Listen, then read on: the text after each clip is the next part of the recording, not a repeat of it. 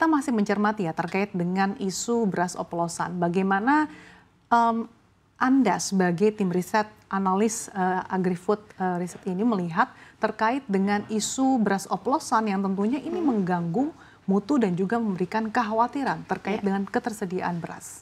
Oke, kalau kekhawatiran saat ini yang mungkin terdampak langsung itu adalah perusahaan penggilingan padi ya, terutama di sentra-sentra penggilingan seperti di Karawang yang memang salah satu yang terbanyak di Indonesia itu, Mbak. Nah, awalnya ini kan memang karena kasus oplosan ini menjadi permasalahan hukum karena mislabeling.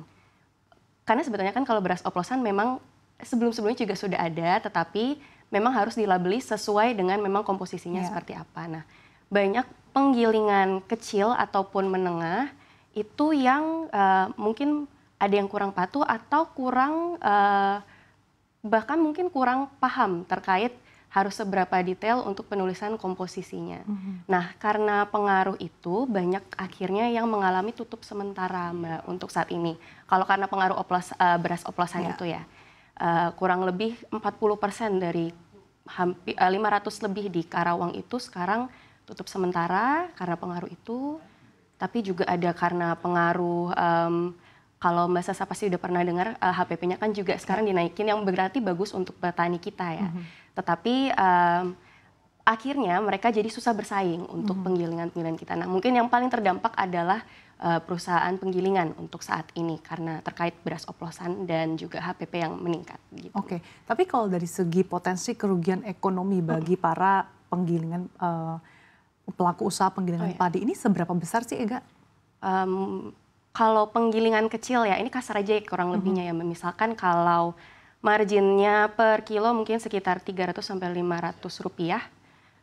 Lalu kita ukurnya 40% tutup dari 500 di Karawang.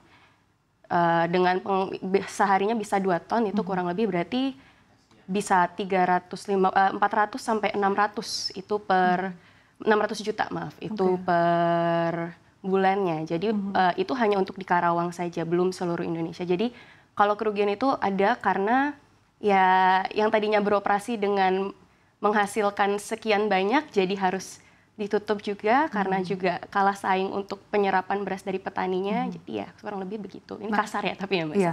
Nah dengan tadi Anda katakan banyaknya yang tutup, apakah ini juga tentunya menambah kekhawatiran terkait dengan ketersediaan beras? Seharusnya tidak, Mbak. Seperti yang tadi di awal sempat kita obrolkan itu kan memang kita stok berasnya sedang tinggi-tingginya. Di Bulog sendiri tadi disebutkan 3,9 juta ton ya, dengan 1,3 sekian jutanya itu untuk SPHP.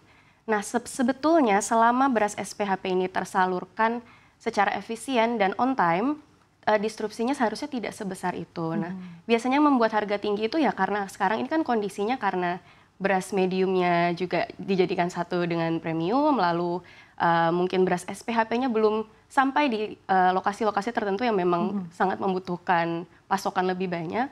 Jadi itu yang bisa membuat harganya lebih tinggi, sementara kita stoknya sebetulnya sekarang sedang banyak. Oke, kalau di tengah stok yang melimpah, apakah ini juga artinya bisa menjamin tidak akan terpengaruh dari segi harga yang melonjak seperti beberapa waktu terakhir.